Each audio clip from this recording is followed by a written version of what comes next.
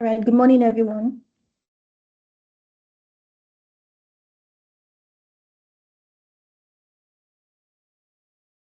Hello, good morning. Please, am I audible? Good morning, you're audible. Okay, thank you very much for joining us today. Let's see.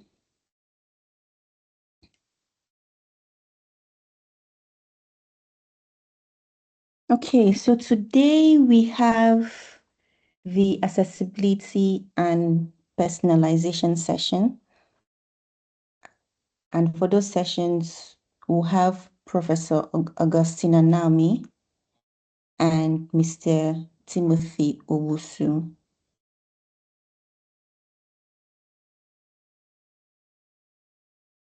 And then we also have the privilege of still having another mentor with us. I don't know how many of us attended yesterday's session. I'm referring to Professor Apati. So thank you all, profs, for joining us today. I don't want to take much of your time. The morning session is supposed to be 2 hours, and then we can continue in the evening for another 2 hours. So please, over to you.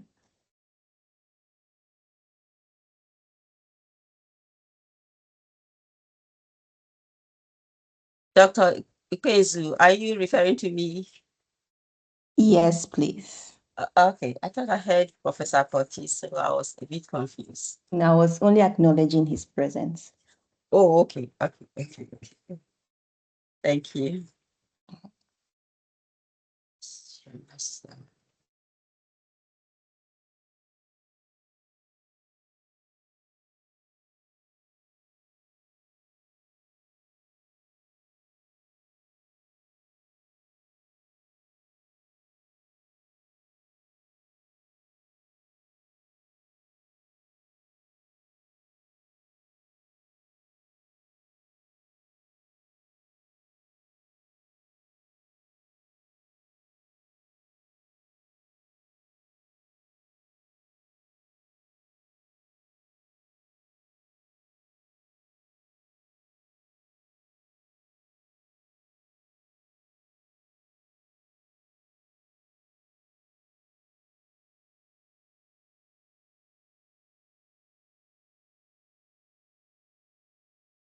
Hello, everyone. Good morning, everyone. I hope you are all doing well today.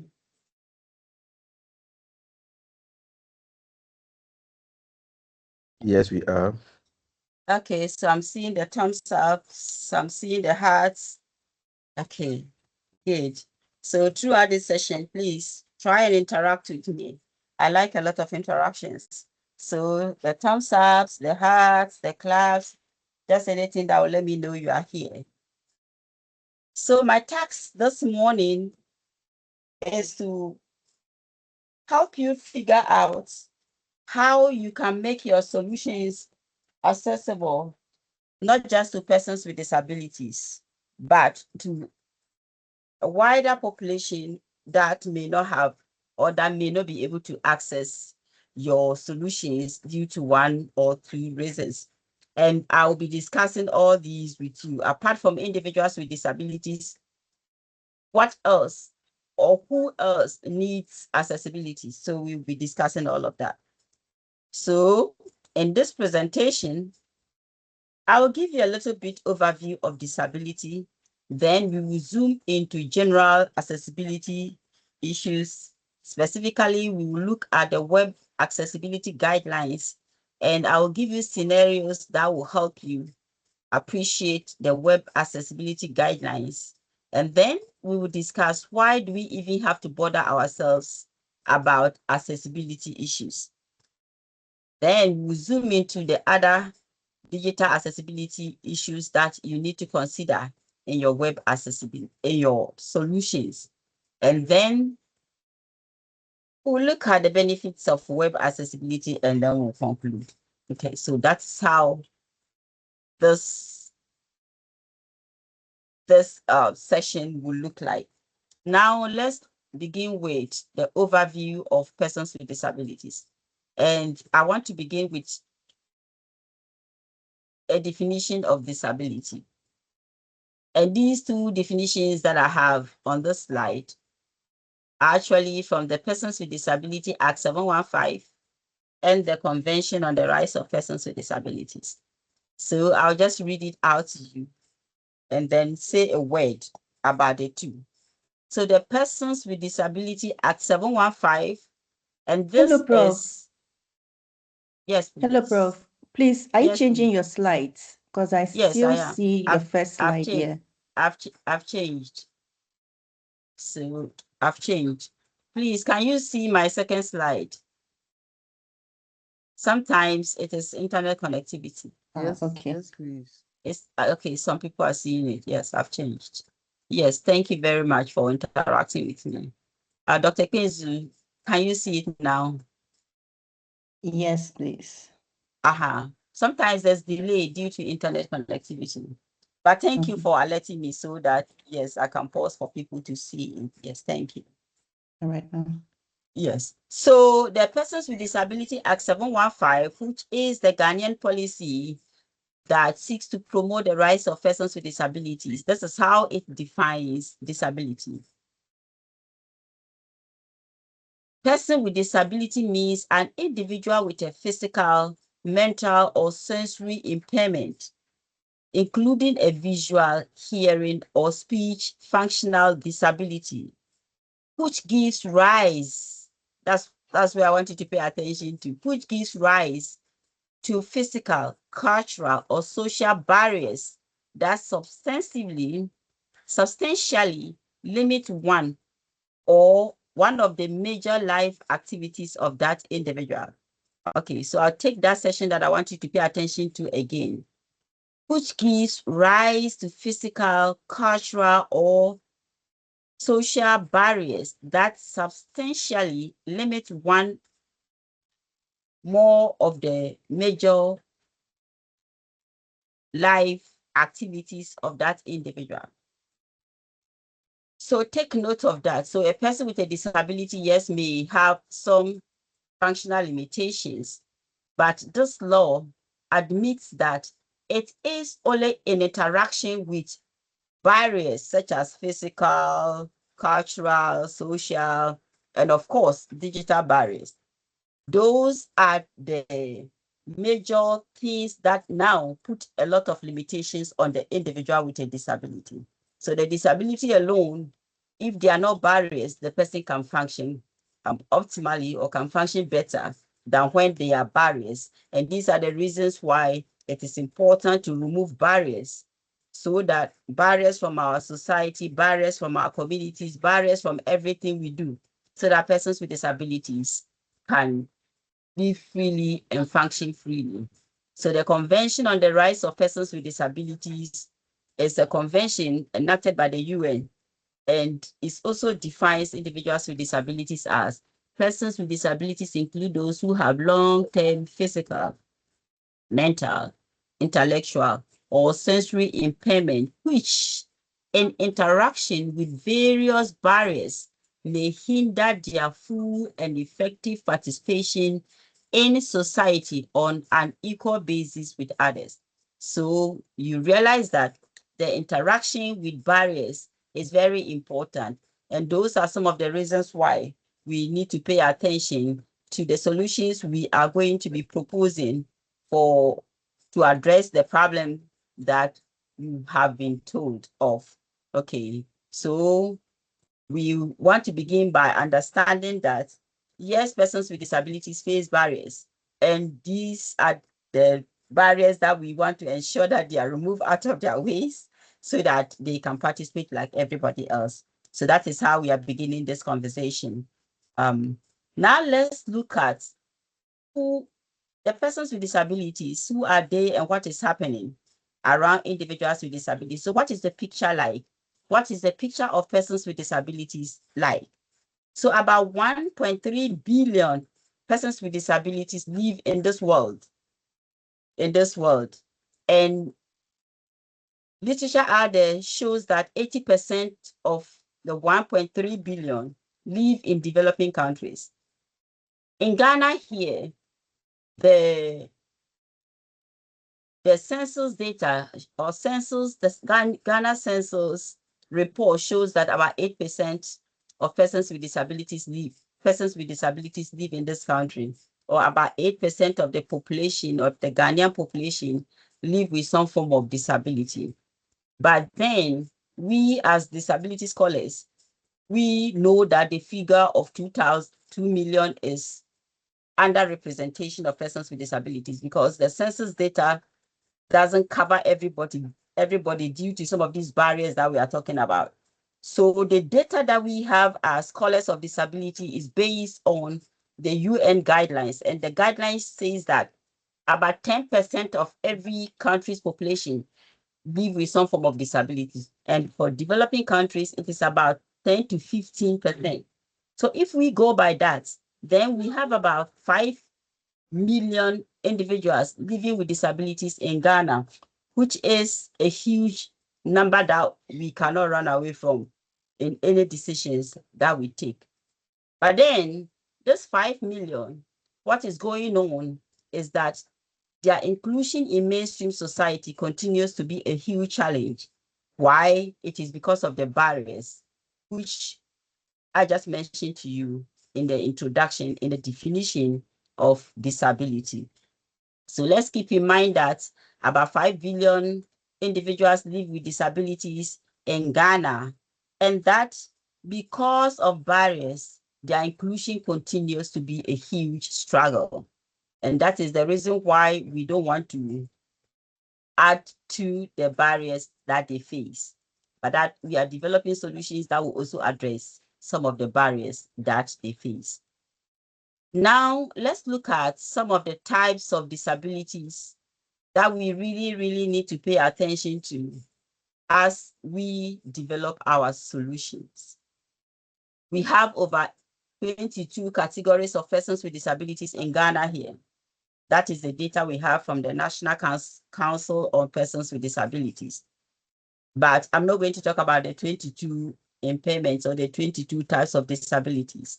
I am concentrating on these few on the slide here because they really need attention when it comes to web or digital products. They need a lot of attention. So the first category are people with visual disability or visual impairment. Under this category, we have those who have total blindness, they cannot see at all. And then we have those who have low vision, they see partially. We have people who are colorblind. For them, they can't distinguish between colors. So we have these individuals. And in developing our solutions, we pay attention to them because they also have to have access to your solution, to your products. Now, the second category are those who have hearing impairment. Now, let me go back to the visual impairment and let me just add on that older persons, some of them also have vision issues, okay? Older persons, as we grow old, our functions decline, okay? So, yes, vision is one of them, hearing is also one of them, and many other parts of our body, the functions, they decline. So older persons also deserve our attention when it comes to developing our products in terms of the vision. I'm just talking about vision for now. Now let's look at those who have hearing impairment or hearing disabilities. So also with them, some people have total hearing loss. They cannot hear anything at all. Others have partial hearing loss. They can hear a little bit of a little bit of sound. It is not total. So some have total, they can't hear anything. And then some have partial hearing loss. They can hear something. They can hear some sound. Then motor or physical disabilities. So here we have some individuals with disabilities. They have issues moving their limbs, okay, or they have limited mobility when it comes to their limbs. So individuals like that may have challenges using the keyboard. So you have that at the back of your mind, that the solution should also be accessible to somebody who have limited mobility of the hand and cannot hold the mouse, or can only hold the mouse for maybe a few minutes. Okay, so you have that person also at the back of your mind. Cognitive and learning disabilities. So this is another group of individuals with disabilities that we may want to also pay attention to. So under cognitive and learning disabilities, we have people who have attention disorders or attention disorders. So basically the attention span is very limited. Okay, attention span is very limited. They can pay attention for just a few minutes and then they are off. And then dyslexia, people who have dyslexia. So these are people who have difficulties recognizing words, or difficulties reading, or difficulties spelling. So they sometimes, not all the time, can correctly identify words. Okay, so these are persons within the category of cognitive and learning disorders. And then I think we have another category that I didn't put here. So those who have developmental disabilities, their cognition can be a bit low. They are slow in understanding.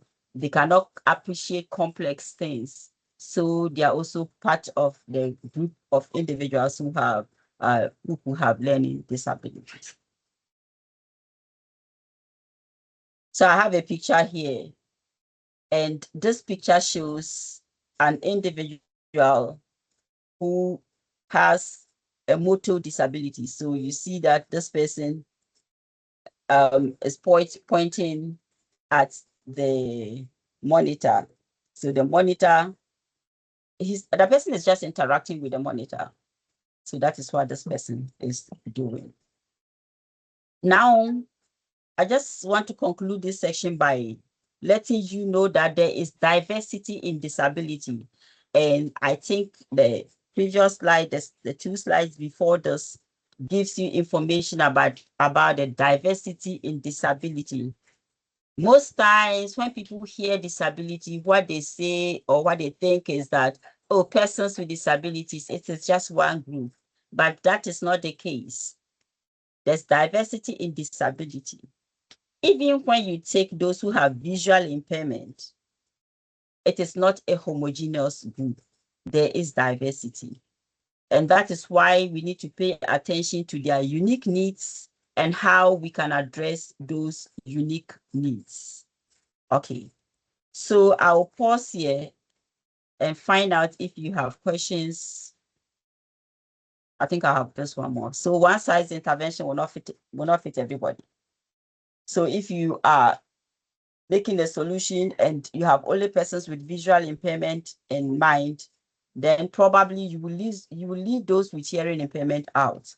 So just remember that one size intervention will not fit all the individuals with disabilities because they are diverse. Their needs are diverse.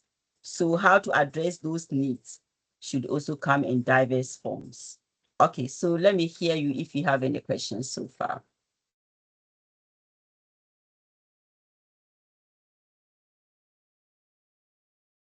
I hope you can hear me. Do you have any questions?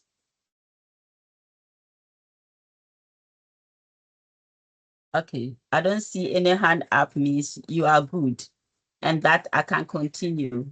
If that is the case, give me a thumbs up or something. Give me a reaction. You are good. You don't have any questions. What I said, you understand everything and we are good to go. Okay, thank you very much. So that was the overview of persons with disabilities. Because we are talking about accessibility, which includes persons with disabilities, I thought to give you an overview of who they are, what their issues are, so that it will give you an idea of who they are.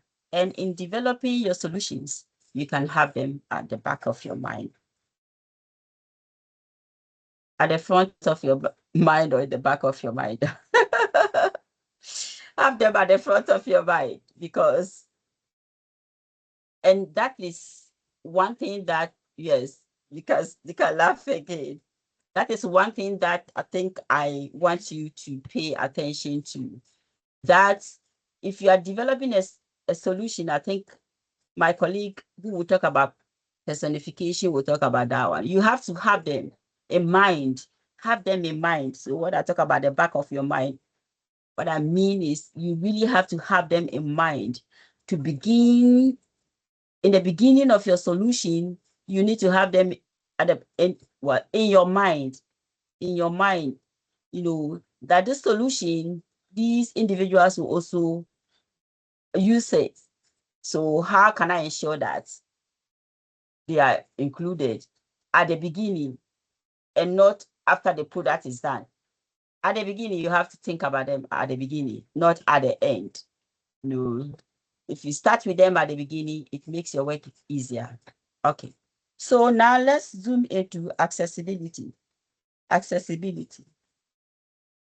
What is accessibility? What is accessibility? Okay. So accessibility, basically, in simple terms, it means that whatever product you have, whatever product you are producing or you produce, everybody should be able to use it. In simple terms, that is accessibility. It should be usable by everybody. Everybody should be able to use your product. In simple terms, that is accessibility. Okay. In simple terms, that is accessibility. But accessibility comes in various formats. Okay. So it can be products, it can be services, it can be our environment, and it can be a digital space. So the digital spaces or the digital solutions, those are the ones that you are working on. But accessibility is a whole ball game. It encompasses everything. So products must be accessible. Services that we produce must be accessible for persons with disabilities, our environment, and then the digital space.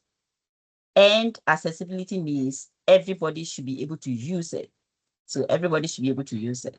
So just in simple terms, when you hear the word accessibility, what should come to mind is that whatever it is, everybody should be able to use it.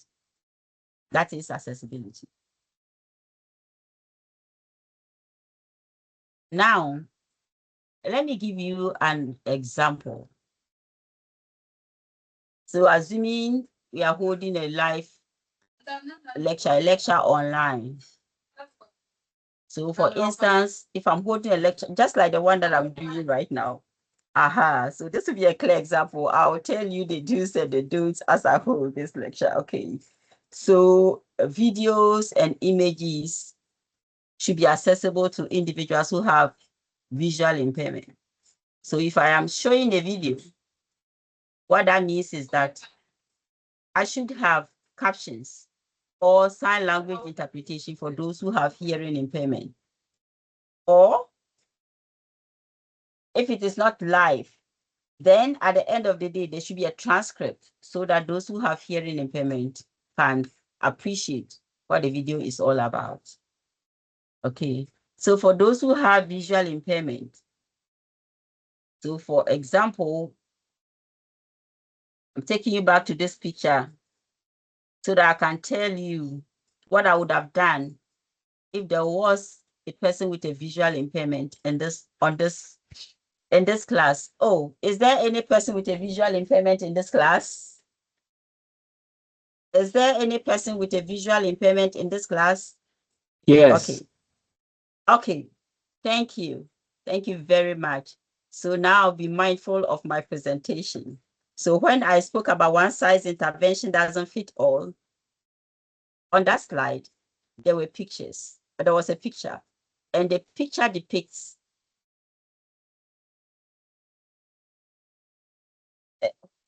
footwears. Okay, so footwear. So the footwears came in different sizes, just to illustrate that one size intervention doesn't fit all.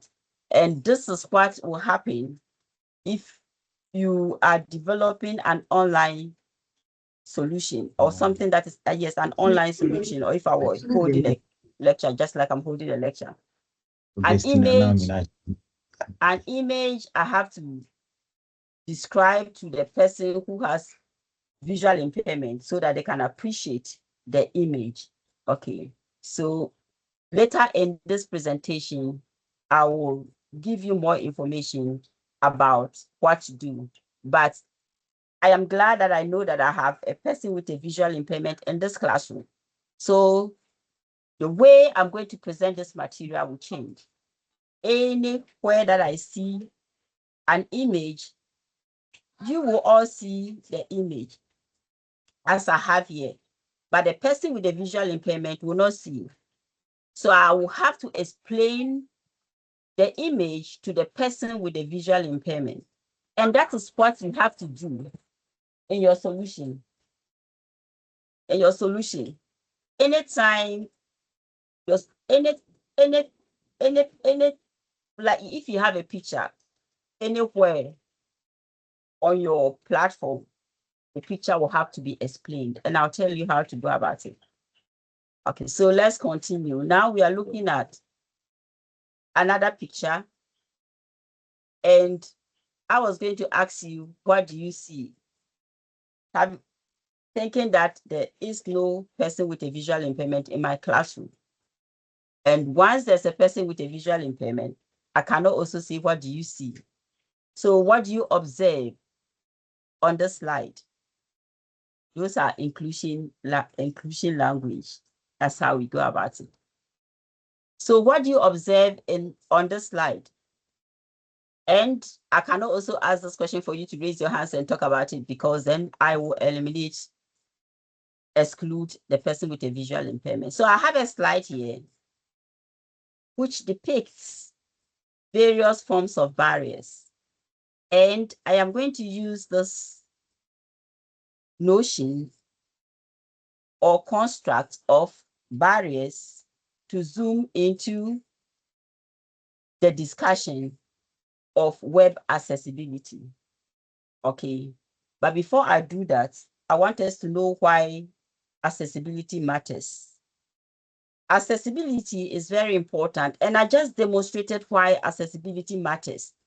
I started this presentation by assuming that there's no person with a visual impairment in my class.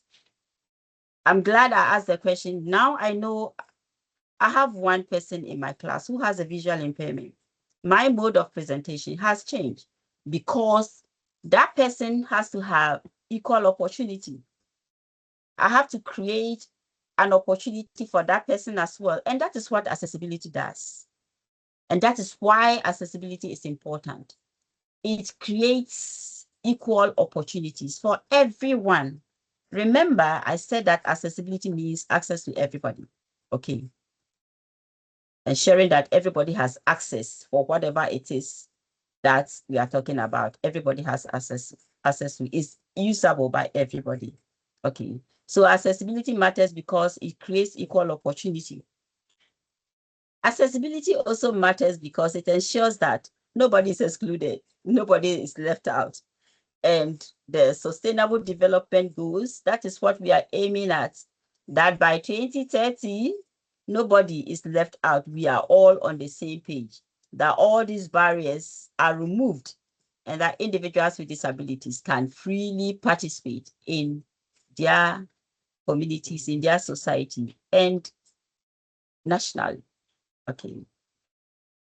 Accessibility matters because everybody benefits when our products, our environments, our services are accessible. Everybody benefits.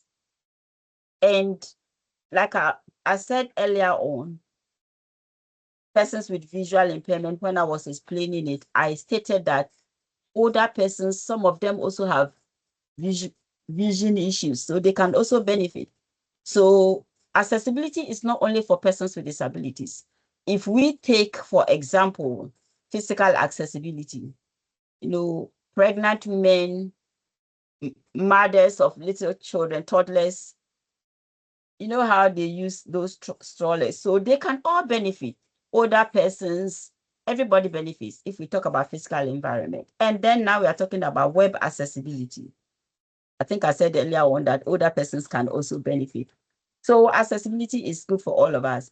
And I always tell people that sometimes when I watch videos on YouTube or something, I even prefer to use the subtitles instead of the volume, instead of the voice. So we all benefit one way or the other. So that is why accessibility is very important. Accessibility gives people independence. Yes, everybody wants to be independent. Of course, nobody wants people to do things that they can do for them. So accessibility gives independence. And one thing about accessibility that businesses are still not in tune with is that if products are accessible, what that means is that individuals with disability, they will buy. And in solidarity, their families may also purchase, their friends, and everybody around them. So businesses are losing a lot of profit, a lot of money, because they are not paying attention to access for individuals who have disability. 5 million persons with disabilities is a huge number. So even if we add just one of their family members, that would be about 10 million. If we add one of their friends, that would be about 15 million. So if our environment, if everything is made accessible, and businesses are producing things in the way that they should be accessible, or even the market spaces are made accessible, many persons with disabilities will go in there. So these are the reasons why accessibility matters. And your product, if you made your solution accessible, then yes, individuals with disabilities can also be part of it. Now let's move on to web accessibility. We're now moving on to web accessibility. And web accessibility basically means that as you design your solution, ensure that all your websites, the tools, everything in there can be accessible for persons with disabilities. So your digital tools, your websites, the games, I don't know what you're producing. So whatever you produce, I'm just talking about digital products in general, okay? I don't know what you're going to produce, but just ensure that they are made accessible. The persons who have visual impairment, I think I've taken my time to explain some of the issues with you. Those who have visual impairment, those who have hearing impairment, those who have cognitive issues, that they can all access your product. So how will you develop your product in such a way that these individuals with disabilities can have access to it? That is what we are going to discuss next. If you have any questions, I'll take them before we zoom into that session. Do you have any questions? You don't have any questions? Okay. Well, I'll be asking you questions. If you don't have questions, I'll be asking you questions.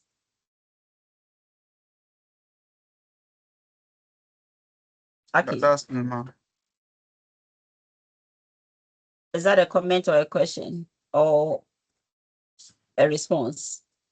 It was a response to you saying that I come to ask a question. Oh, okay. So you are ready for my question. Yeah. Great. So my question is this.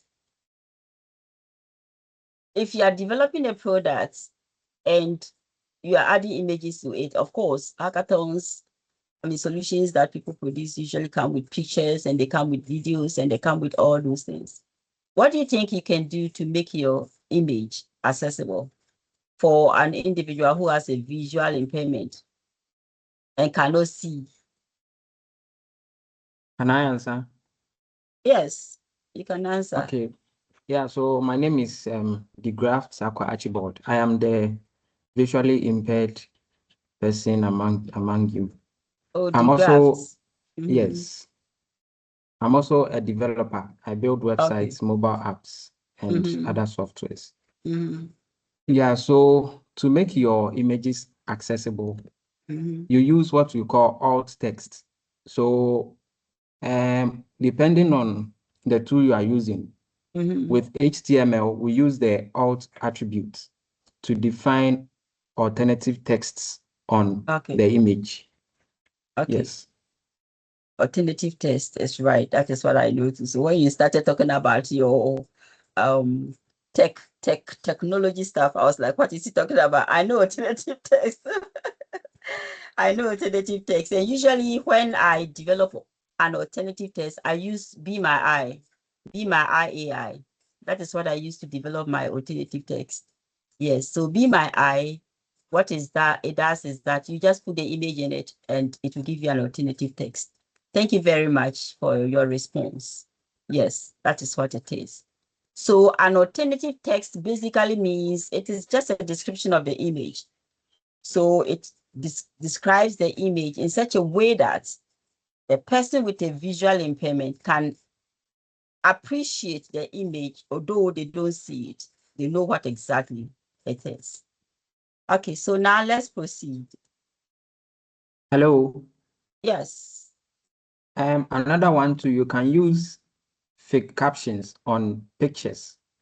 Okay. Yes, Is image that the captions. graphs? Yes. Okay, yeah, so your technology terms, me, I don't know those things, but yes, your colleagues will benefit from it. Yes, so say it again. Yes. What did you say? What is the name again?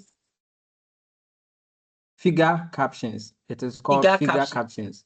Yeah, Okay. so the web developers know it is less than fake caption, greater than that tag. Okay, yes. fake caption. Okay, I don't know what that one. Me, I use Be My Eye. That's all I know. Thank you for sharing. Yes, thank you very much for sharing. Yeah. Okay, so there's an accessibility guide. I think I will share that with you. Dr. Please remind me to share. But even if you Google it, you'll get it. And I'm sure some of you have it. If not, I'll share the guide with you. So it is called WCAG 2.0. WCAG 2.0. How many of you have seen it? Apart from the draft, have you seen that before? Yes, please. And it's up to 2.2. Yeah, so that's what I said. It's 2.2. How many of you know it? If you know it, show me by hand. I'll share it with you anyway, but I just want to know who knows it. Okay, so I will share the guide with you, but the information that I'm going to be presenting from now is based on that guide. So please pay attention. You need this information to make your website accessible. It is very important. So the WCAG means Web Content Accessibility Guidelines. So that is what it is. Web Content Accessibility Guidelines. So if you want your digital products, your website to be accessible, then you need to understand this WCAG 2.0. You need to appreciate the guidelines. You need to know what the guidelines are, and you need to use the guidelines to make your website accessible. It provides every information you need to ensure that your website is accessible. It gives you all the tools you need to make your website usable to all individuals who have disabilities. So now let's delve deeper into the Web Content Accessibility Guidelines. It has 4 main principles. So the Web Accessibility Guidelines has 4 main principles. So they are perceivable, operable, understandable, and robust. The Web Content Accessibility Guideline has 4 main principles. They are perceivable, operable, understandable, and robust. So we are going to take them one after the other, and we will delve deeper what they mean, and I'll give examples of how you can go. How you can use those guidelines.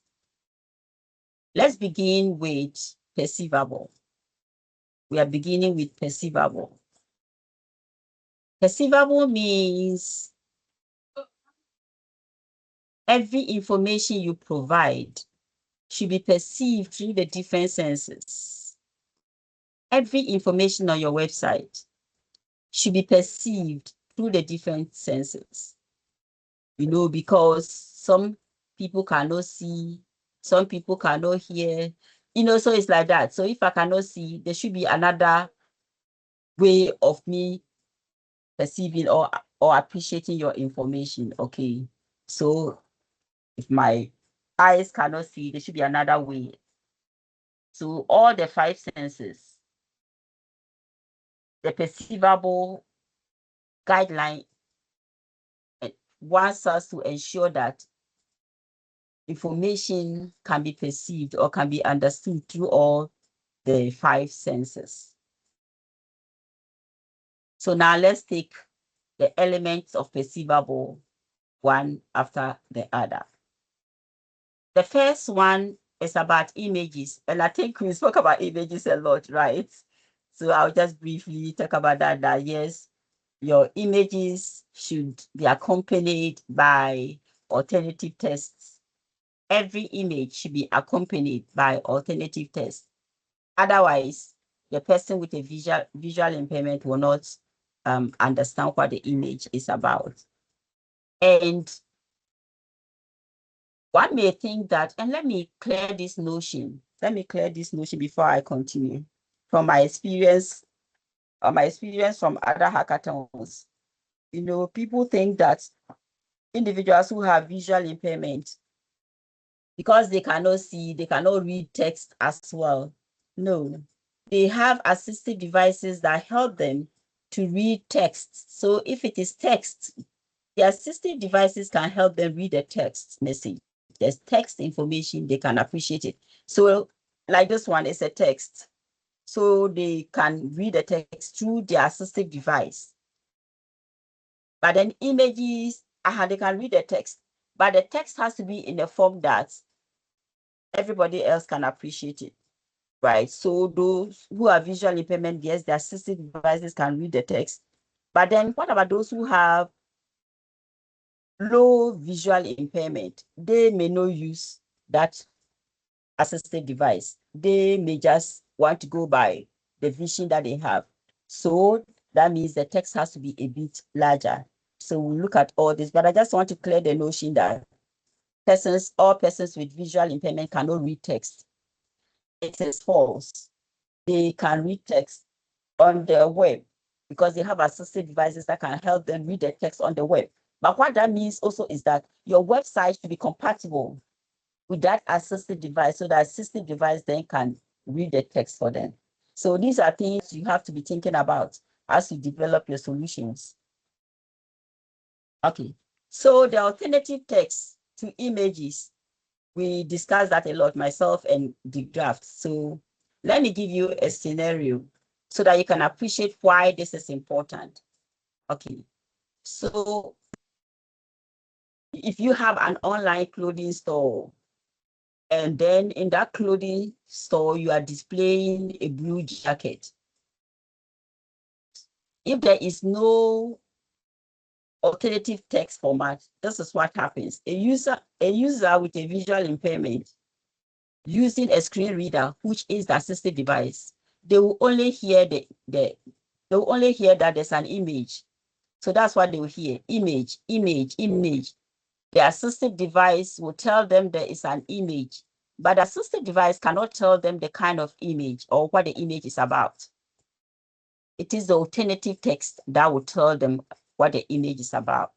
So a web accessibility, this is how it will look like. The screen reader will announce men's blue waterproof jacket with hood.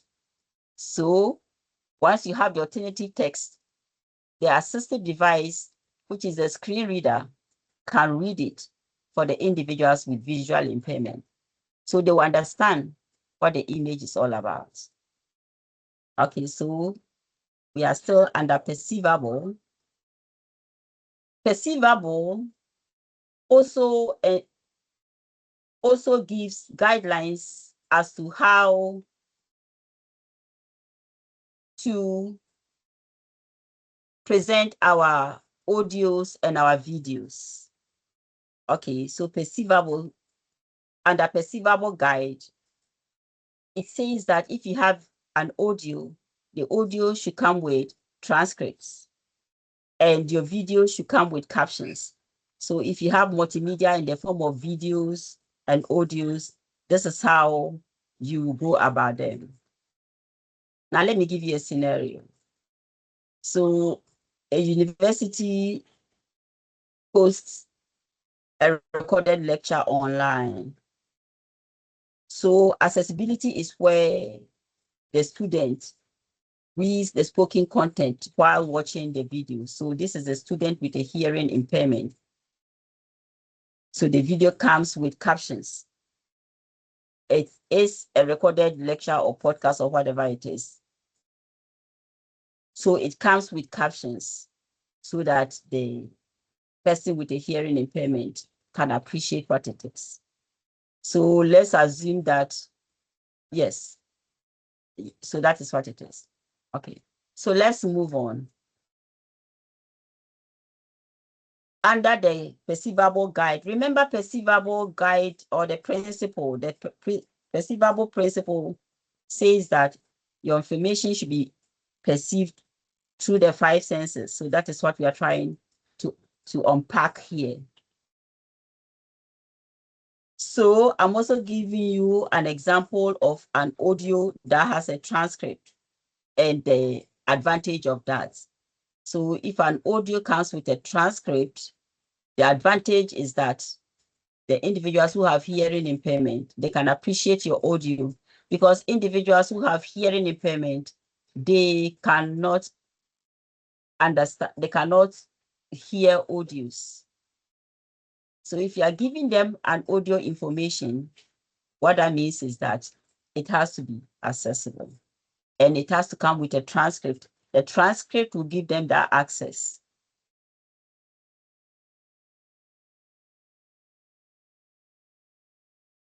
We are still under perceivables. And here we are talking about high contrast, high color contrast, high color contrast. Remember, we talked about the fact that some have partial visual impairment, some people, they are color blind, right? So if the contrast is not high enough, it may be a challenge for them. And I'm giving you an example here, a scenario. A website uses light gray text on a white background. So what that means is that people who have low vision will struggle with that particular text. They will struggle to read that text. But then if the contrast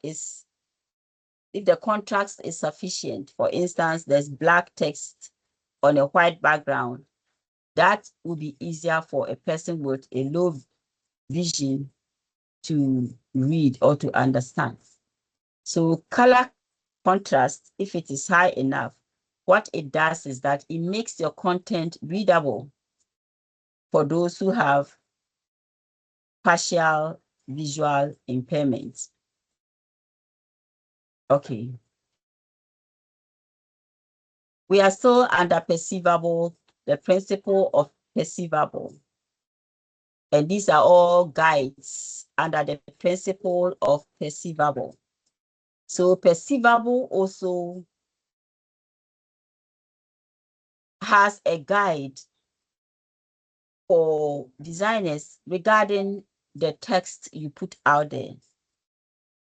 So the text should be said that it can be enlarged for those who have low vision, for people, for older persons, and even for people, for persons with albinism. Persons with albinism, most of them have issues with their vision, and it is because of the lack of the lack of melanin to produce the pigment that covers our body, that makes our body black.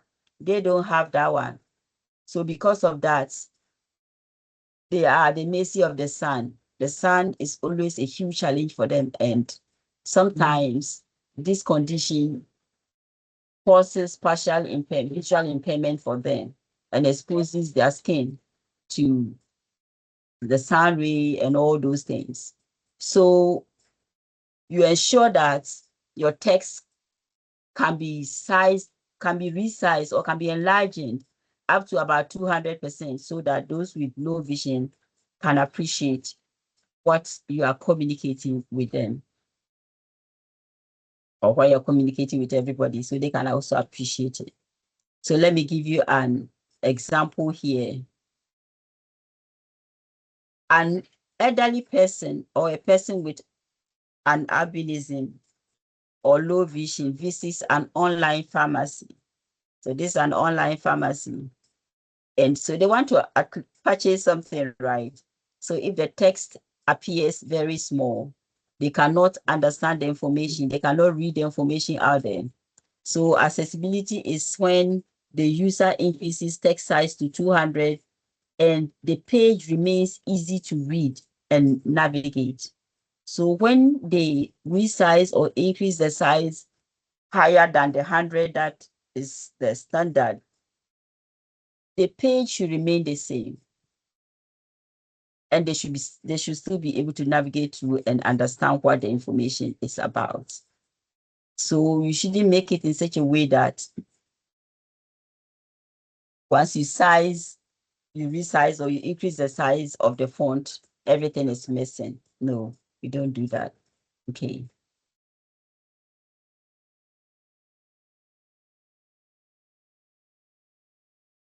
So this is the last item or guide on perceivable. And this one says adaptability, adaptable or adaptability. So it says that you create your content or you create content that can be presented in diverse ways. So your content should be, you should be able to present your content in diverse, you should create a content that can be presented in diverse ways without losing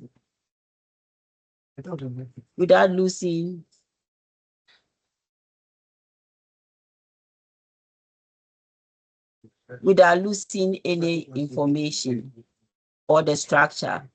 Okay, so that is that one. And then another one that says distinguishable. Distinguishable basically means making your content easy to see, easy to hear, and identify, so users can clearly understand the information being presented. Okay, so this brings us to the end of the first principle.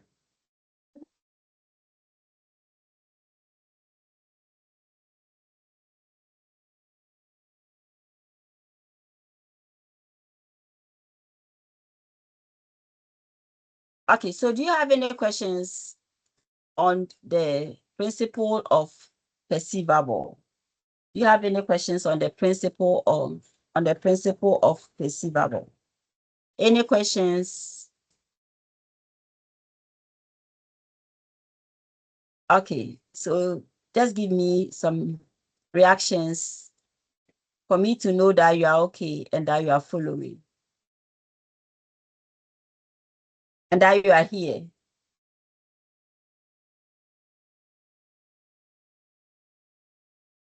Okay, so I just want to know that you are in this classroom and that you are not doing other things, because most times the tendency is for students or people to log into web spaces for lectures and they'll be doing other things.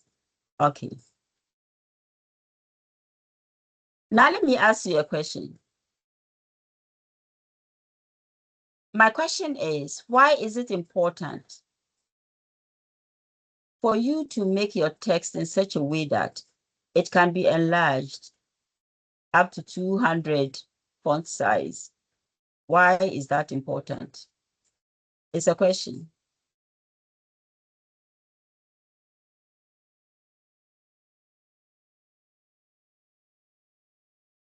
It's a question.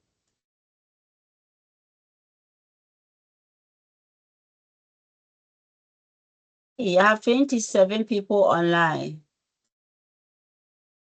Aha. Ola Yemi. Yes, please. Yes. It's for people with low vision to comfortably access the content. They can increase or reduce the text to the size in which is comfortable for them. Thank you. Thank you very much. You are very right. Thank you.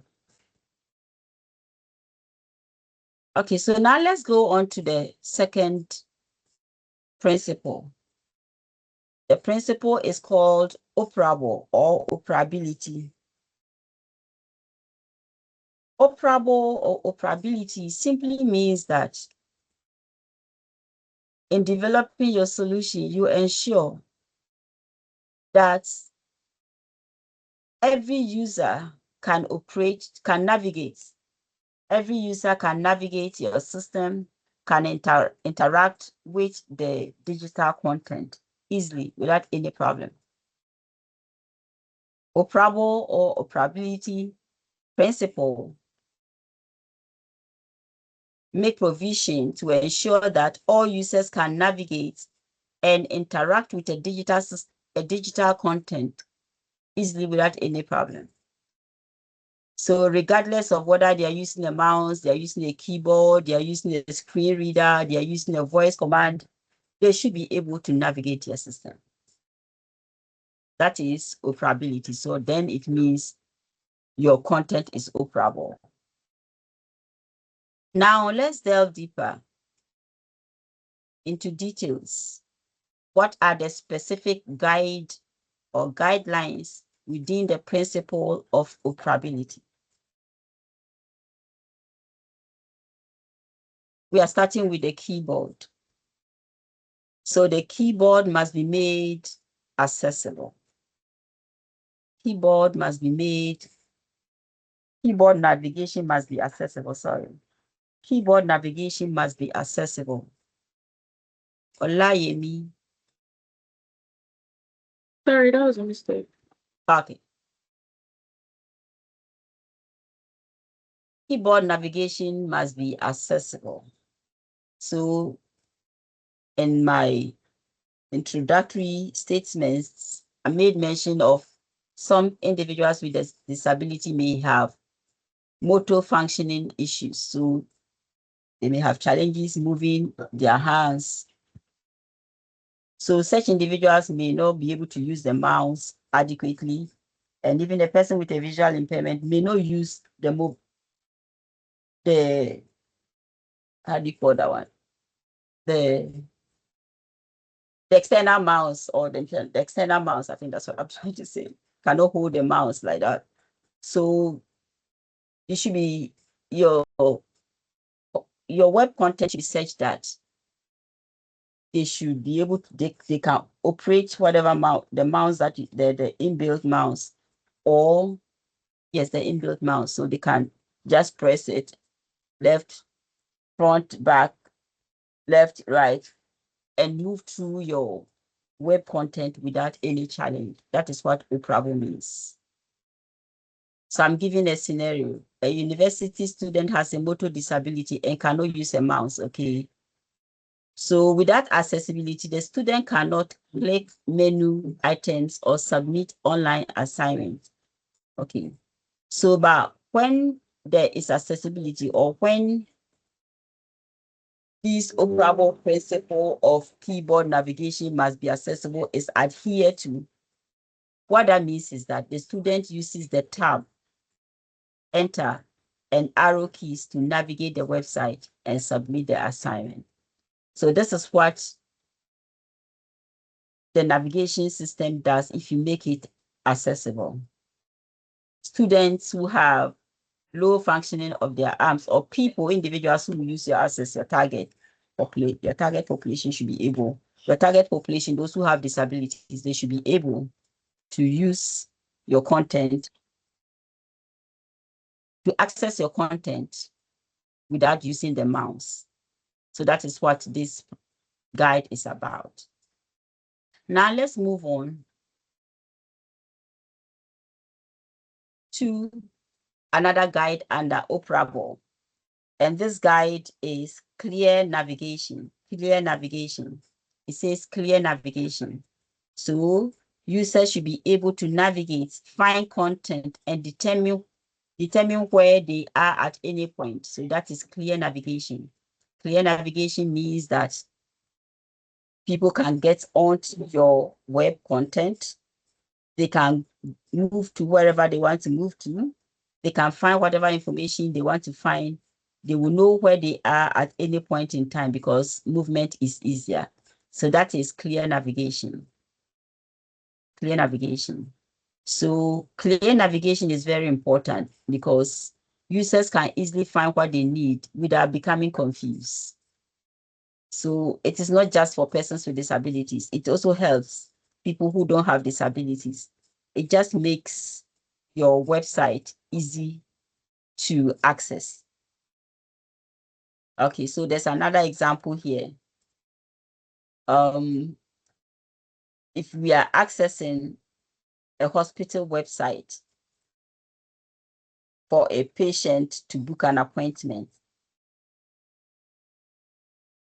an inaccessible website example is that the navigating menu changes on every page, making it difficult to find the appointment section.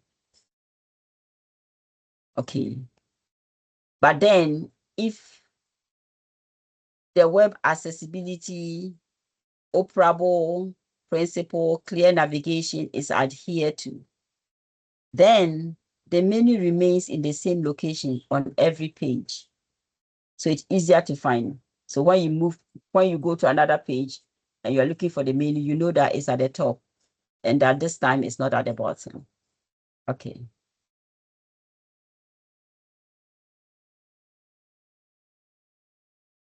Accessible forms, that is another guide under the principle of operability. Accessible forms, accessible forms, accessible forms. So now let me give you a scenario of accessible form accessibility. So the scenario is a job applicant fills out an online application. Okay. So a job applicant fills out an online application. Inaccessible website is where pressing the tab key skips important fields. So as the individual presses the tab keys, some important fields are skipped. When that happens, it is not web accessibility. Okay, so web accessibility is where the tab key moves through the form in a logical order from top to the bottom. Nothing skips. So that means the forms are accessible. If the tab key moves through the form in a logical order from top to bottom, it means the forms are accessible.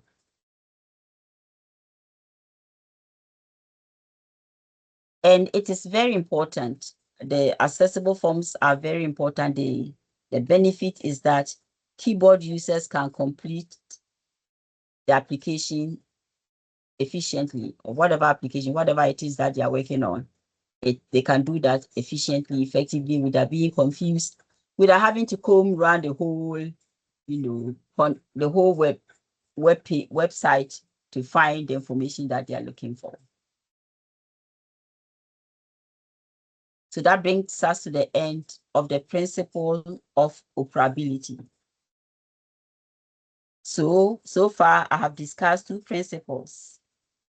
Perceivable, every form has to be accessible. Operatable, operability, which ensures that the user can navigate and interact with the digital content without any problem. Now I'm introducing another principle. Remember, there are 4 principles. So this is the third one. We have one more to do after this one. The third one is understandable or understandability. So understandable. And what this means is that every information that you provide on your web page is accessible or should be accessible. should be easy to understand. Every information you provide here should be easy to understand. It's understandability. It should be easy to understand. So the content is understandable. The content is easy to understand. So a user can also predict behavior. So once I'm on this side, okay, this is how the whole information appears. On this other side, yes, the information may appear the same way. So they can predict what they will find on the other page. So your content should be understandable. It should be in such a way that it should be easy for people to understand. So what are the key guide under understandability or understandable principle? First is readability. So you are using very simple language that everyone can understand. You are not putting the jargons that people have to struggle to understand. So make it simple that people who use your website can understand what you are talking about. Now, let me give you an example. A government website explains how to renew a driver's license. So let's check when this website is accessible and when it is not accessible, so we can see the differences. Applicants must furnish documentary evidence substantiating their eligibility. If the website comes like this, then it is not accessible. You don't need to provide lengthy information to make, lengthy information, documentary evidence and all of that. Documentary evidence basically means you are uploading things, a lot of things, but then making it accessible is where you are asked to please document that document.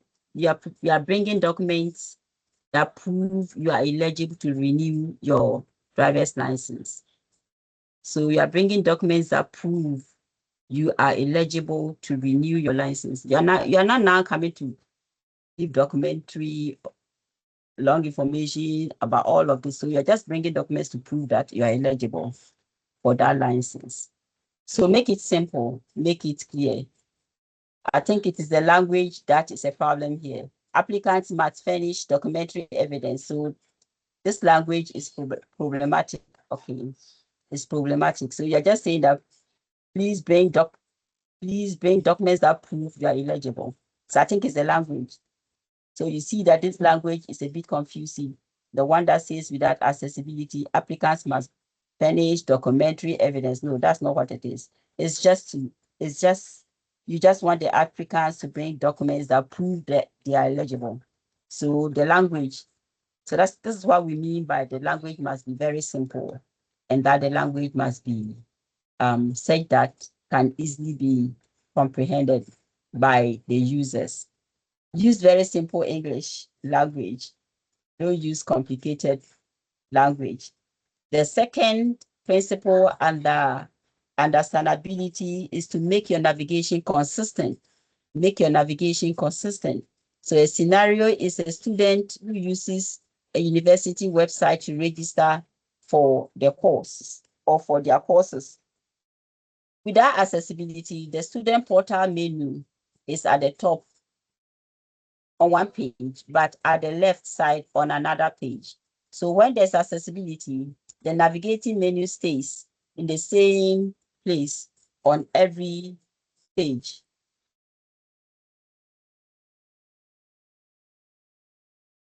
Okay, so that is what navigation consistency means.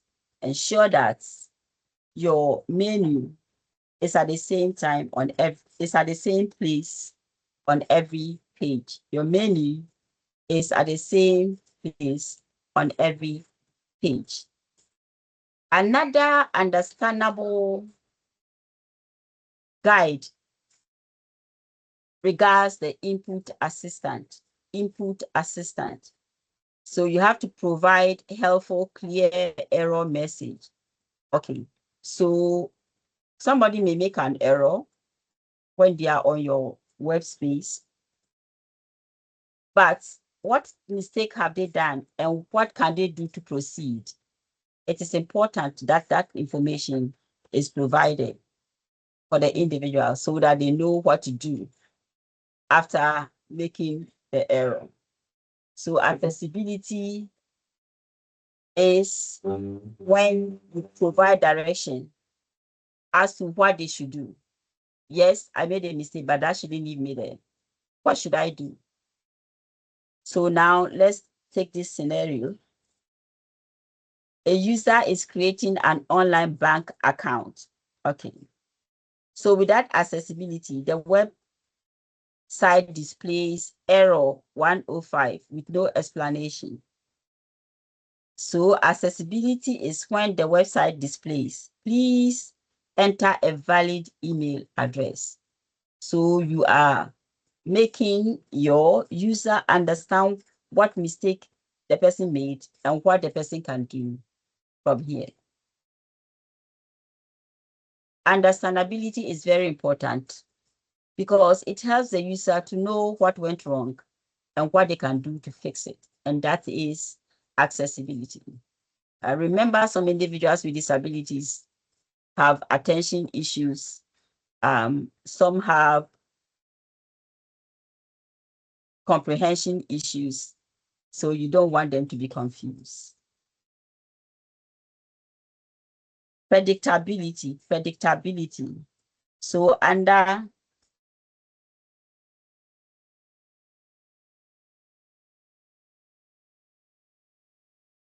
understandability, there is a guide on predictability. So now let me give you a scenario about predictability. A customer clicks submit payment. Before I take the scenario, predictability basically means that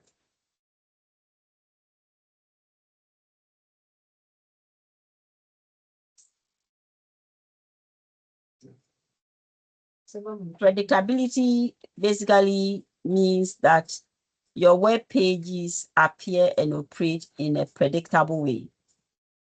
So in a way that if I'm on this web page and I go to the next page, whatever I see, then I know that, oh, the next page will give me the same information. Okay. So the scenario is a customer clicks submit button, submit payment.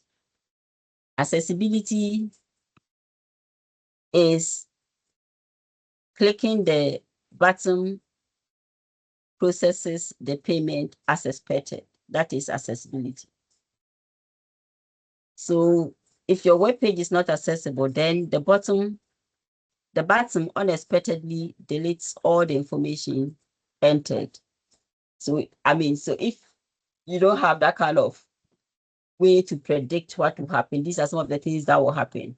But predictability means this customer makes the payment, clicks the button, and then it's submitted as predicted. And this is also because of what might have happened earlier on. The other pages display information in such a way that you know that once you click this will happen. But if information is not displayed in that way, then this will happen.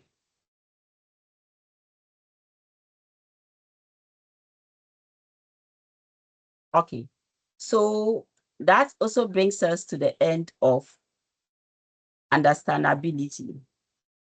So far we have discussed the 3 principles. We have one more to go. So the last principle is robust.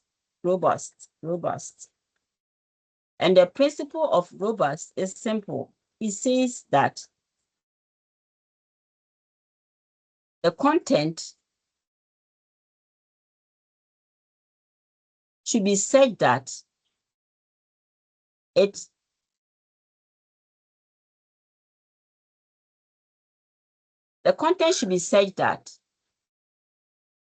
your web content should be said that it is operable, or you can operate it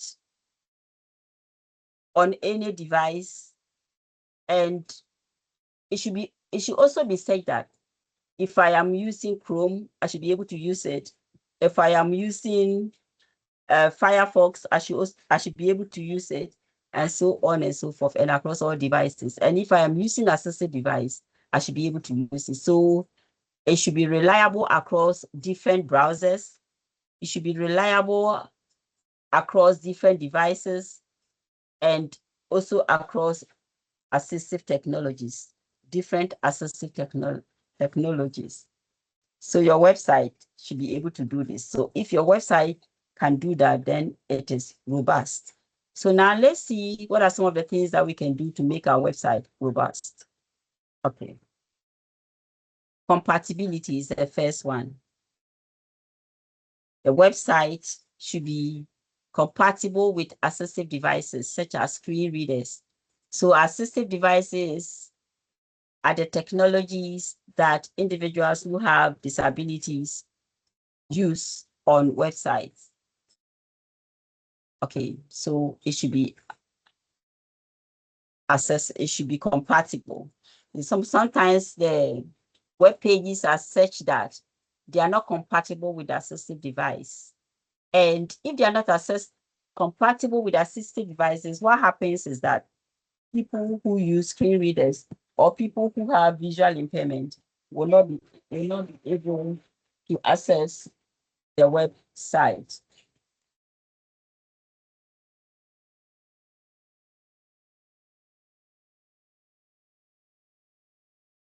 Yes, so make it compatible.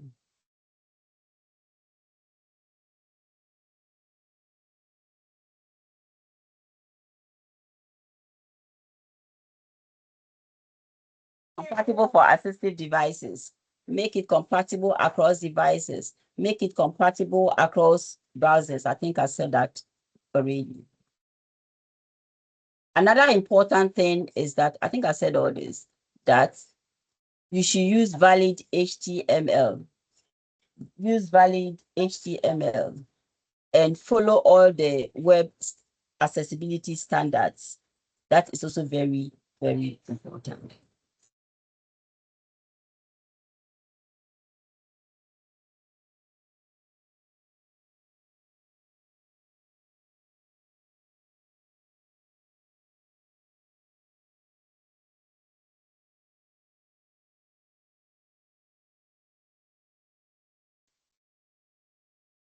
Yes. So that brings me to the end of my presentation on the WCA.2 guidelines. So the level that is expected is the AA. There are several levels. You have A, you have the AA and AAA. That depicts the level of accessibility, and accessibility when it comes to the WCAG web accessibility guidelines. And then most organizations use the AA. So the AA is the standard accessible level. These are just the levels of accessibility. So the A level gives some form of accessibility, but it's not all the pages, not all that I've discussed with you appear on the web page, but the AA has most of it. So most organizations use the AA. So I just want you to know this. Now, let me walk you through other accessibility issues that you need to pay attention to, as you develop your solutions.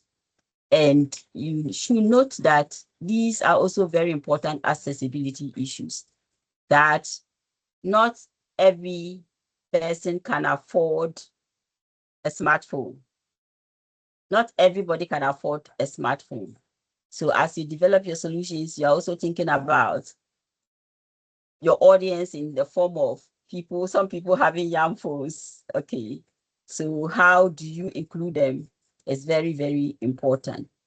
Also think about the cost of data. The cost of data. Data is costly, right? Data is can be very expensive. Not everybody can have access to data at all times. You know, some people, for a while, they don't even put their their internet on, their mobile data on. They do it once a while. Data is expensive. So whoever will have access to your solutions, think about those that cannot afford data at all times. How do they access your products? Access to electricity. Also bear at the back of your mind that electricity is not on 24/7 for everybody. I mean, we all know how doomsaw is affecting us. So whatever app you are developing should be in a way that people can still access it, whether there's electricity or not. Think about that. It's very, very important. Your app should be accessible to all devices. If I'm using a phone, I should be able to access it. If I'm using my computer, my laptop, my tablet, yes, I should be able to access it. Internet connectivity is also a challenge. It is not all the time that internet connectivity is stable. So can it be operated offline? It's very important that you think about this and ensure that your solution can also be accessible offline. Rural dwelling. Some people live in the rural areas. They must also have access to your product. We are talking about electricity combined with internet issues, combined with their inability to afford digital, their inability to afford maybe smartphones. So you also have these individuals at the back of your mind. Language. Some people don't understand the English language. They don't know it. They've not been to school, so they don't know it. Some might have just minimal level of education, so they can't understand it. So you ensure that your app comes with different languages to address language barrier. Okay. Some people also are not even educated when it comes to digital issues. They don't know it. They don't understand it. So how can your solution address all these issues? So these are interconnected issues. Apart from disability accessibility, these are also issues that you have to keep at the back of your mind as you are developing your solutions.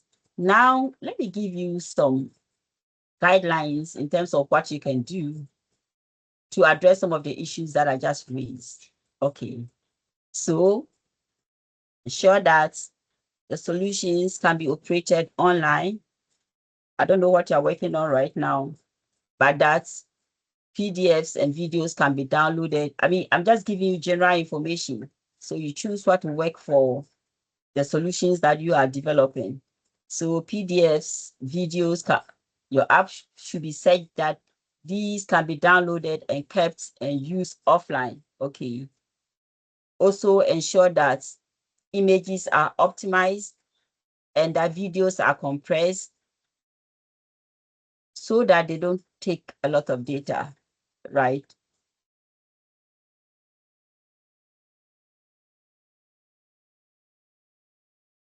But do it in such a way that the quality is still good. Do it in such a way that the quality is good. You can use progressive loading of content. You can use progressive loading of content. So progressive loading of content will also help address some of the issues that I've just talked about. Okay.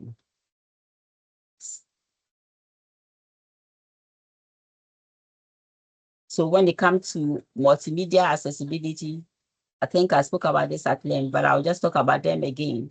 That your multimedia should ensure that You have closed captions to your multimedia. Also ensure that you have audio transcripts. So the audio transcripts will go for your, yes, audio transcripts. So the audios will come with transcripts, right?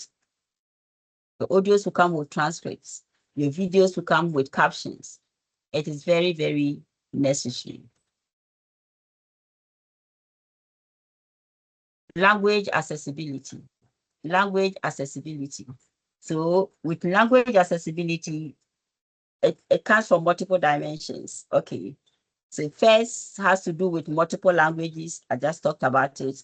Second has to be plain language in terms of web understandability, that principle. So the language has to be plain language, simple language that they can understand.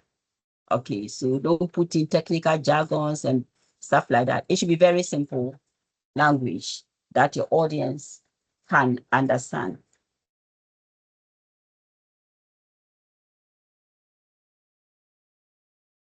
Okay, so in conclusion, I want to say that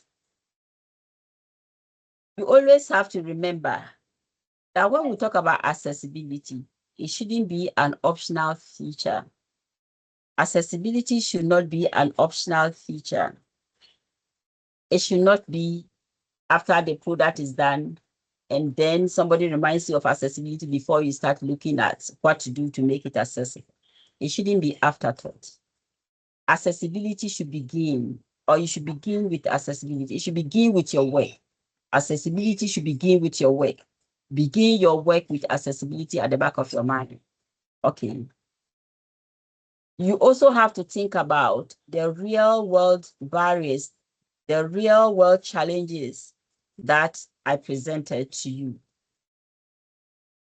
You know, issues about people not being able to afford smartphones, issues about people who may not be able to afford to pay for data, issues about internet connectivity that is not stable, issues about electricity that is not regular or unreliable, electricity that is unreliable or that is not reliable. All these issues, take them into consideration. Issues about people who cannot comprehend the English language, take all of that into consideration. Keep that at the back of your mind as you develop your solutions. What I mean is consider these. Let them be part of your solutions. Because if you don't pay attention to these, then you are excluding so many people. And then also you should know that your innovation, your solution can only be considered successful when everyone can access it. It is only when everyone can access it that it will be called a real solution or a successful solution. So I want to end by saying these few things to you. As you develop your solutions, you should be asking yourself questions. Okay, can a person with a visual impairment access my solution? If yes, then that is good. Can someone who is deaf access every content? If yes, then you are good. Somebody who cannot use the mouse, can they use the keyboard to navigate your system? You're asking yourself these questions. Somebody who has low vision, can they read your content easily? You should be asking yourself all these questions. Where there is low internet connectivity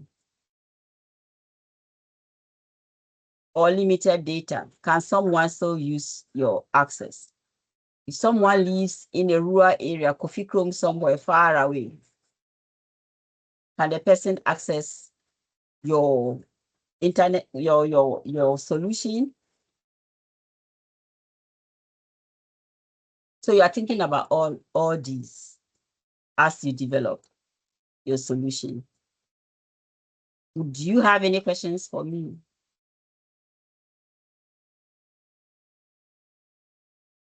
Do you have any questions for me?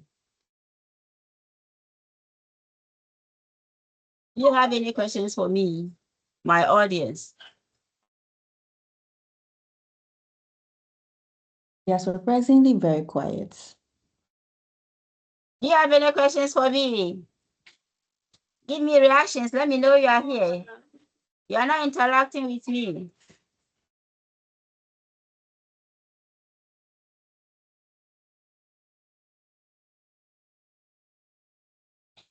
So it's good then. So that means that we are going to have troubles choosing the best solution. So be it. So be it. So I wish you the very best, Dr. Quincy. I'm done. All right. Thank you very much, Professor Naami, for an enlightening session. I mean, I am not competing, but this was quite relevant to me. And I'm hoping that the teams should have been able to pick things that will guide them. So I'll give them 2 more minutes to ponder and then ask questions if they do. Ultimately, while your solution or while you're supposed to design and develop solutions that support communication, all solutions must be accessible. Accessibility is the second keyword as long as this hackathon is concerned. And just for clarity, while Professor Naami was presenting, most of the times she used websites. Please, that is not to say that she's asking you to develop a website. She was only using that as a synonym for your digital solutions. I just had to clear that. Okay. It appears we still do not have any questions. Thank you very much for that clarification. Your digital solutions. So yes, sorry. So digital solutions. Yes, that's the word that I should have used. Your digital solutions. Yes. Thank you, Dr. Kwezu. That's fine. That's very good. So your digital solutions, you are all here. So please, as you develop your digital solutions, yes, and that is very important. So if I put website here, I'll go back and clear all of them and make them digital solutions. Okay. Yes. Thank you very much, Prof. And I have shared the guide with you, so you can share it with them as well. Okay. All right, Prof. Thank you. Thank you All very right, so much. teams, So I can leave, right? Yes, please. Thank you very much for your Or you time, have Prof. questions. Have you thought about anything that you want me to highlight? You want me to clarify? Hey, Okay. Collins. We now have one hand. Yes. Collins. Collins, the floor is yours. Collins, the floor is yours. I'm sorry, it was a mistake. It was a mistake. Oh, I thought you have a question, and I'm so excited that I will answer your question.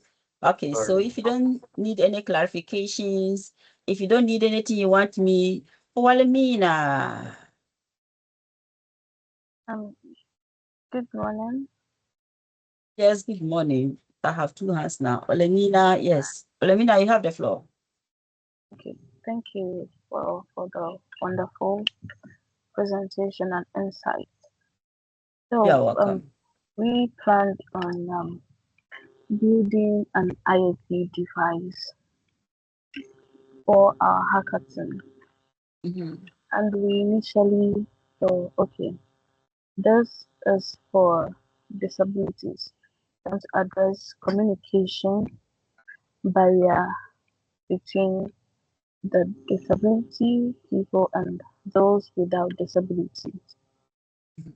And it's gonna need a lot of devices and prototyping. But during the presentation, I know it's accessibility and stuff, but it's all about application. I don't know if our project fits in this category or not. I don't know if I'm clear enough. No, ask your question again. So our project idea is bridging the communication gap. Bridging the communication gap, yeah. For those with disability. And those without disabilities, okay, yes. Yes, please. For people with disabilities and those without disabilities, how? Yes, please. And we are implementing using IoT. But then from your presentation, I understand the accessibility issues which you are trying to address, those with disabilities and those with any form of mobility issues. But I'd like to know if our project fits in this category or not.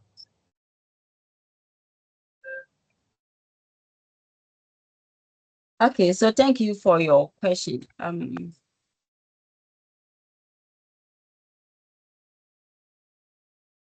So what is your project? So if you can help me get your project, then probably that will help me answer your question.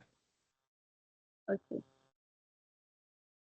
So we are building a portable communication device. A device that is supported. Yes. That should work without internet. That should work without internet. Yeah. Okay. So to bridge the communication challenges. Okay.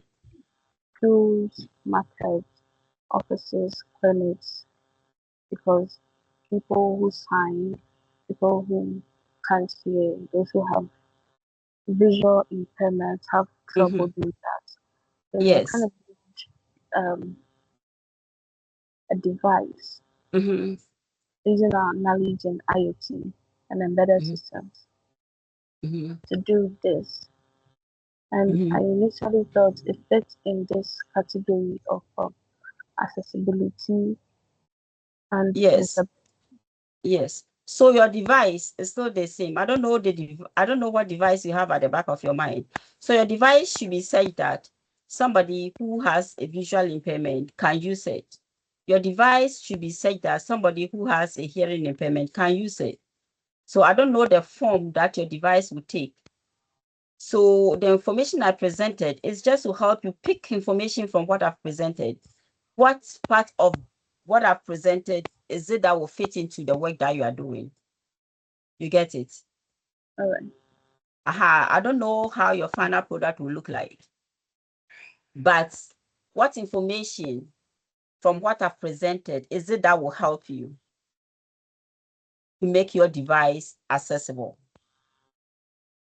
Okay. Please, you get it? Yes, please, I do. Is there anything now you can pinpoint and say that this part of your presentation will help me? Yes. You mentioned accessibility for so transcription. For what? Transcription, audio Yes. transcription. Yes. And captioning. We had initially wanted to include that in our device. So and I think there's one that is a voiceover. Those things are also very helpful. I don't know why I didn't mention that. Yes. So I have presented general accessibility issues. So you pick from my presentation what will work for you, because one size intervention would not fit everything, you remember. So you pick the sections that will fit the work that you are doing. And if you need to contact me later, just let Dr. Ikezu know. She will connect you to me. Anyone that probably later on, if you figure out that you have some questions, you can also give the questions to her. She'll send it to me and I'll answer. But if you want to talk to me too, I'll make myself available. Yes, so I have presented a lot of accessibility issues. So you pick from the information what will fit your work. And thank you very much for bringing this up, Wilhelmina. So all of you, general accessibility issues that I have presented to you, I don't know the products that you people are working on. Pick whatever will fit the work you are doing. But if you still have further questions, I will be available to answer your questions. I won't have a session like this again. If you contact Dr. Ipenzu, she will get to me and then I will answer your questions for you. Is that clear? Yes, please. Thank you. Sure. Looks like there's another hand. Caleb. Yes. Hi. Good morning, Prof. Good morning, sir. Yes. So please, my question is on maybe how much more inclusive we can make our product, and to talk about product, it's like a voice agent, an AI voice agent that can switch probably whether it's across local languages or a local language to help the customer engage. So if like a business is maybe running and they want to have a customer support system where customers can call them or they can also reach out to customers, it can automatically like switch in the conversation if he's speaking English or Tree. Like if the customer is speaking, can switch in there. And that's the actual product. I just want to know maybe how much more inclusive can we make it in such a case here? Okay. Did you say it's a customer service? Yeah, so something like something like customer service. So you can allow every business to have their own customer service in with different languages as well. Yes. Well, what is it? Does it come on the phone? What is it? I want to understand. I want to appreciate what you're talking about so that I can help you. Yeah, so it's a web application, but it's a web application. Who are the, yes, but people at the customer end receive it like a phone call, or when they call, they call like a normal phone call, and the system answers it because it has been pre-trained on what it's be engaging about. So it answers the calls for the business, but it's a phone call. It's basically like a phone call. Okay, so everybody makes a phone call. Yes, everybody makes a phone call. Okay, so the person with a hearing impairment. Yeah. So yes, that's so you think about that. Okay. How would a person with a hearing impairment interact with the system? So think about that. Everybody makes a call. The person cannot make a call. So what will you add on to make sure that the person with a hearing impairment is not left out? You get it? Okay. Yes. So that is how you should think about your final products. So the information that I've presented, there are things you can pick out of it to make your products very accessible. There are ideas that you can pick out of it as you're thinking about all these different categories of persons with disabilities and how they can access your products. Caleb, does that help you? Yes, please. That helps. Thank you so much. Yeah, sure. Any other? Please ask your questions. I'm here for only today, so ask your questions. Hello. Hello, it took us about 10 minutes. I was almost even gone for us to get you to ask your questions. So ask your questions. Please ask your questions. Don't feel shy of anything. Don't be afraid of anything. Just ask your questions. And there's no question that is a stupid question or foolish question. So just ask them. For all you know, somebody also has a question, but we are all looking at each other to ask your questions. Any question, I'll ask that for 2 more times and then I'll exit. I won't sit here forever.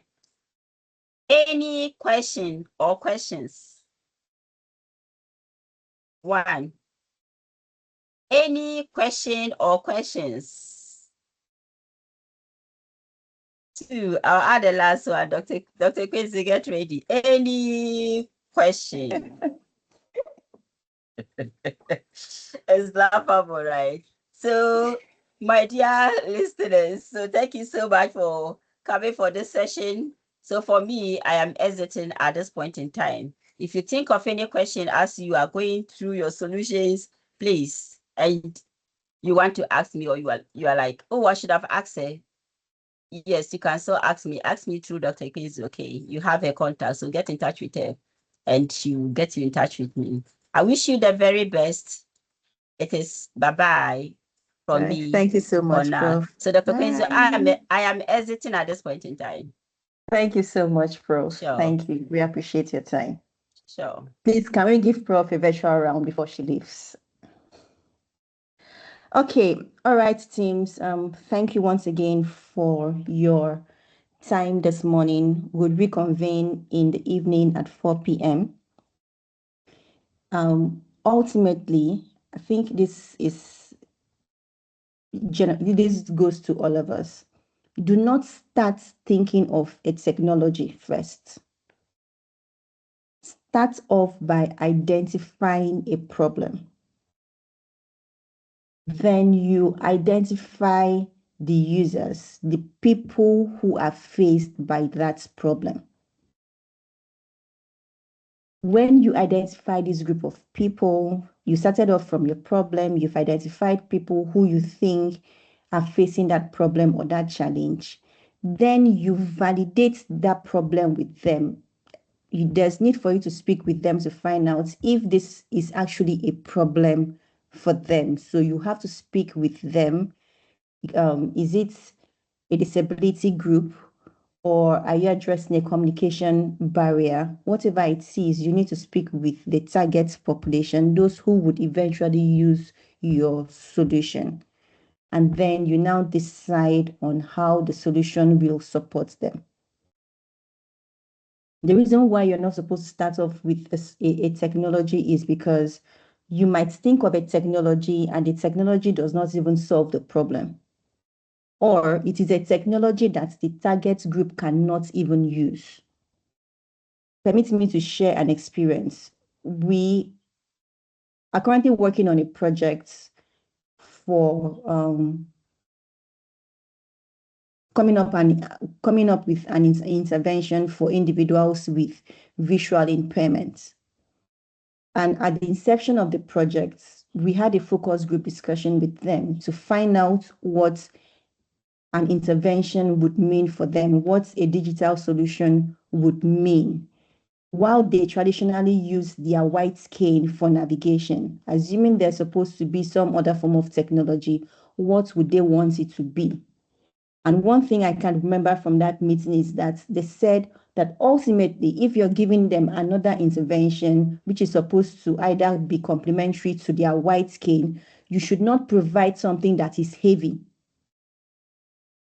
So perhaps if the intervention we are thinking of coming up with is to integrate some IoT into their white cane, that is fine, but it should not increase the weight of their white cane.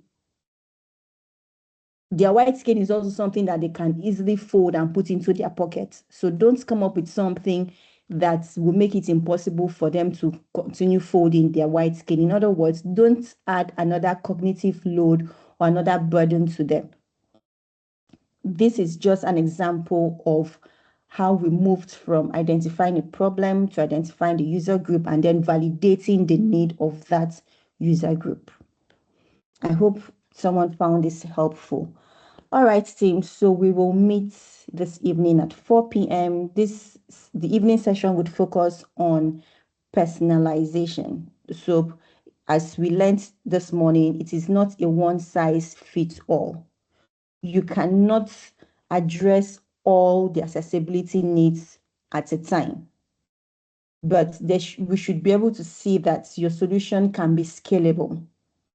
That yes, for today, this is a target group. For tomorrow, it can be scaled to cover maybe this other language or this other target or this other group of people with this kind of disability, and whatever your thoughts are in that regard.